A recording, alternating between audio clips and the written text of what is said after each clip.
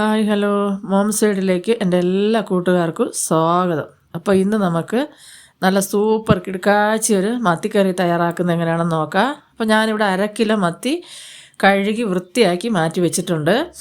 അപ്പോൾ ഒരു ചട്ടി ഞാൻ അടുപ്പത്ത് വെച്ചിട്ടുണ്ട്. അപ്പോൾ മൺചട്ടിയിലൊക്കെ വെക്കുന്ന ഏറ്റവും ടേസ്റ്റ് കേട്ടോ മത്തിക്കറി മീൻകറി ഒക്കെ എല്ലാം മൺചട്ടിയിലാണ് നല്ലത്.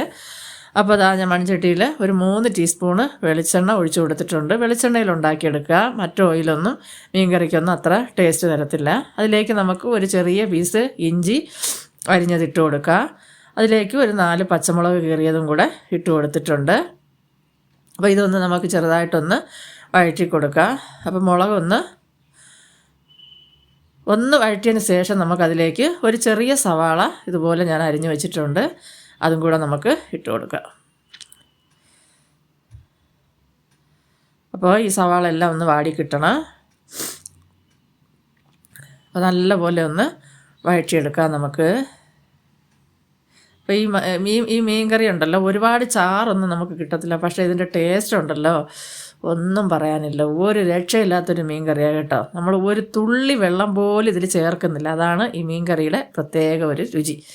ഇനി ഇതിലേക്ക് ഞാനൊരു 1/2 ടീസ്പൂൺ ഉലുവ ഇതുപോലെ ഉള്ളി ഒന്ന് വാടിയതിന് ശേഷമാണ് ചേർത്ത് കൊടുക്കുന്നത് കേട്ടോ. അപ്പോൾ ഇതൊന്ന് ചേർത്ത് കൊടുത്തിട്ടുണ്ട്. ഇനി നമുക്ക് ഇതും കൂടെ ചേർത്തൊന്ന് വഴറ്റിയെടുക്കാം. അപ്പോൾ ഈ ഉലുവയും ഈ ഉള്ളിയും ഇഞ്ചിയും പച്ചമുളകും എല്ലാം ഒന്ന് നല്ലപോലെ നമുക്ക് വഴറ്റി എടുക്കണം. അപ്പോൾ ഒരുവിധം നല്ലപോലെ ഒന്ന് മൂത്ത് കിട്ടുകയും വേണം, ഈ ഉള്ളിയൊക്കെ ഒന്ന് വാഴി കിട്ടുകയും വേണം. അപ്പോൾ നിങ്ങൾ ഈ വീഡിയോ കണ്ടുകൊണ്ടിരിക്കുമ്പോൾ ഇഷ്ടപ്പെടുവാണെങ്കിൽ ഒന്ന് ലൈക്ക് ചെയ്തിട്ട് കാണുക.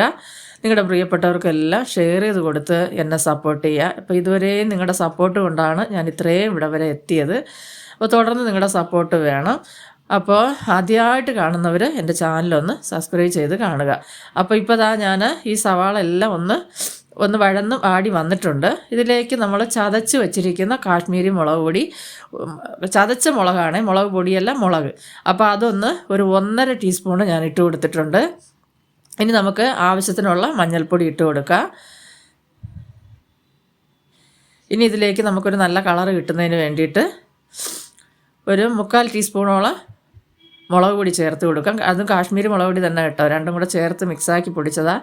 അപ്പോൾ അതും കൂടെ ഇട്ട് കൊടുത്തതിന് ശേഷം നമുക്ക് ഒരു 1/2 ടീസ്പൂണോളം ചേർക്കാം കുരുമുളക് പൊടി, അതും കൂടെ ഇട്ട് കൊടുക്കുക. ഇനി ഇതെല്ലാം കൂടെ നമുക്ക് നല്ലപോലെ വഴറ്റിയെടുക്കുക. ഇതിൻ്റെ പച്ചമണം എല്ലാം ഒന്ന് മാറിക്കിട്ടണം.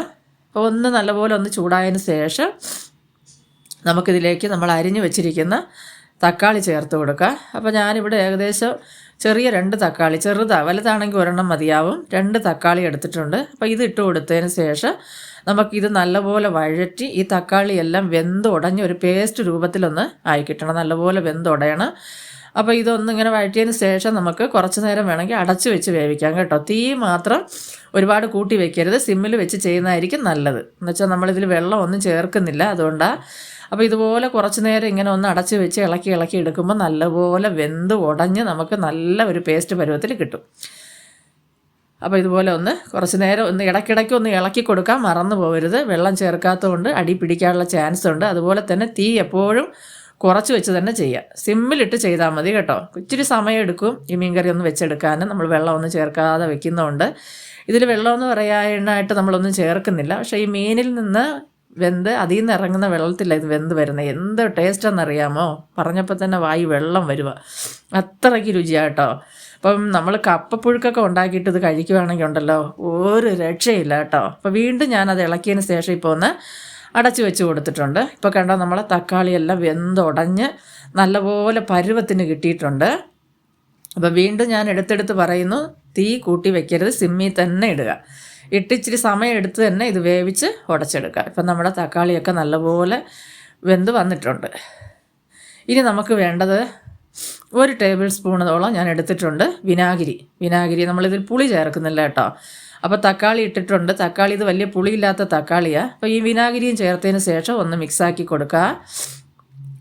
ഇതെല്ലാം നല്ലപോലെ മിക്സാക്കിയതിന് ശേഷം തീ സിമ്മിൽ തന്നെ വെക്കാൻ ശ്രമിക്കണേ.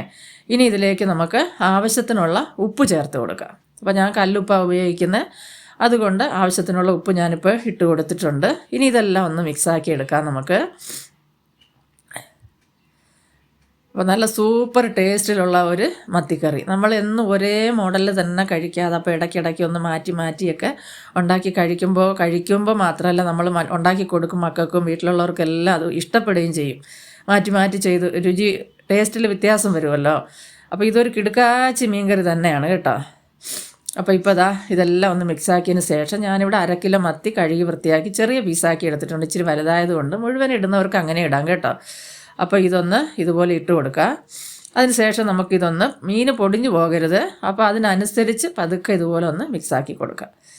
നല്ലപോലെ ഒന്ന് പുരട്ടി എടുക്കത്തില്ല, ആ പരുവത്തിലൊന്നാക്കി തട്ടിപ്പൊത്തി നമുക്ക് അടച്ച് വെച്ച് വേവിക്കണം. അപ്പോൾ ഇതൊരു 8-10 മിനിറ്റ് നമുക്ക് ഇതുപോലെ ഒന്ന് തട്ടിപ്പൊത്തി അടച്ചതിന് ശേഷം സിമ്മിലിട്ട് തന്നെ വേവിച്ചെടുക്കുക. അപ്പോൾ ഇത് ഒന്ന് തിളച്ച് കഴിയുമ്പോൾ ഈ മീനിൽ നിന്നൊക്കെ ഉള്ള വെള്ളം ഇതുപോലെ അതിൻ്റെ എസൻസ് ഉണ്ടല്ലോ അതിങ്ങനെ ഊറി ഇറങ്ങി അപ്പോൾ അതിൽ നിന്ന് ഇത് മത്തി വെന്ത് വരുന്നത് കേട്ടോ. ഇത് നമുക്കിനി ഒന്ന് അടച്ച് വെക്കാം. അപ്പോൾ ഇടയ്ക്കിടയ്ക്ക് ഒരു 2-3 മിനിറ്റ് ആകുമ്പോഴത്തേനും ഒന്ന് തുറന്ന് നോക്കുക. തുറന്ന് നോക്കിയിട്ട് ചെറുതായിട്ടൊന്ന് ഇളക്കി കൊടുക്കുക. ഒന്ന് ചട്ടി ഒന്ന് നമ്മൾ ചുറ്റിച്ച് കൊടുക്കുക എന്നൊക്കെ പറയത്തില്ല, അതുപോലെ ഒന്ന് അങ്ങോട്ടും ഇങ്ങോട്ടൊക്കെ ഒന്ന് ചുറ്റിച്ച് അനക്കി വെച്ചാൽ അടി പിടിക്കത്തില്ല കേട്ടോ.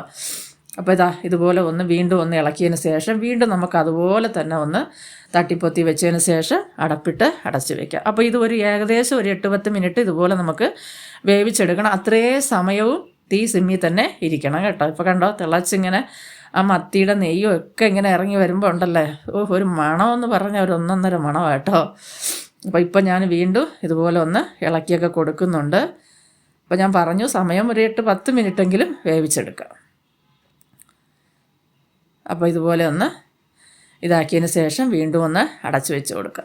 ഇങ്ങനെ നമ്മൾ ഇടയ്ക്കിടയ്ക്ക് തുറന്ന് നോക്കിയില്ലെങ്കിൽ ചിലപ്പോൾ അടി പിടിച്ചു പോകും.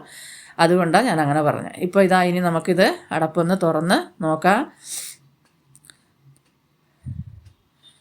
അപ്പോൾ വീണ്ടും ഞാൻ കുറച്ച് നേരം കൂടെ ഒന്ന് അടച്ച് വെച്ച് കൊടുത്തിട്ടുണ്ട്. ഇപ്പോൾ ഇനി നമുക്ക് ചെറുതായിട്ടൊന്ന് ചട്ടി ചുറ്റിച്ച് നോക്കാം അടിയിലൊക്കെ പിടിച്ചിട്ടുണ്ടോയെന്ന്. അപ്പോൾ ഒരു കുഴപ്പമില്ല, തീ മാത്രം കുറച്ച് വെച്ചാൽ മതി കേട്ടോ.